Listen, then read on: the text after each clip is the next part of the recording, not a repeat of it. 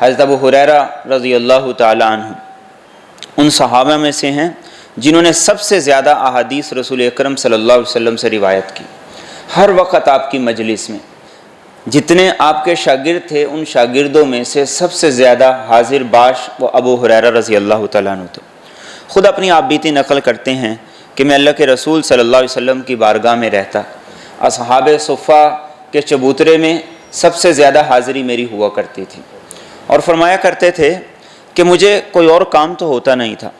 بس میرا دل یہی تھا، میری خواہش یہی تھی کہ میں زیادہ سے زیادہ رسول اکرم صلی اللہ علیہ وسلم سے احادیث کو سنوں، آپ کی باتوں کو سنوں، آپ کے فرامین کو سنوں۔ اور فرماتے تھے کہ کبھی کھانے کو بھی نہیں ملتا تھا، ایسی کیفیت ہوتی تھی کہ بھوک کی وجہ سے میں بے ہوش ہو جاتا تھا، اور لوگ میری گردن پہ پاؤں رکھتے تھے۔ اس دور کے اندر گردن پہ پاؤں رکھ کے مرگی کا علاج کیا جاتا تھا، تو وہ یہ سمجھا کرتے تھے کہ مرگی ہو گئی ہے، تو لوگ میری گردن کے اوپر پاؤں رکھ کے دبایا کرتے تھے کہ شاید مرگی کا دورہ پڑ گیا ہے، لیکن وہ فرماتے ہیں کہ مرگی کا دورہ نہیں تھا، بھوک کی وجہ سے میں بے ہوش ہو جاتا تھا۔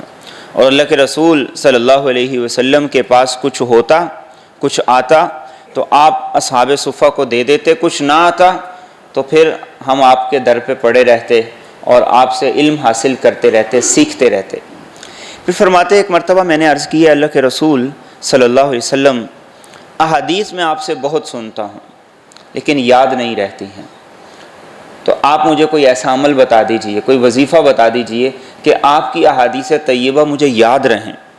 میرے ذہن میں، دل دماغ میں نقش ہو جائیں۔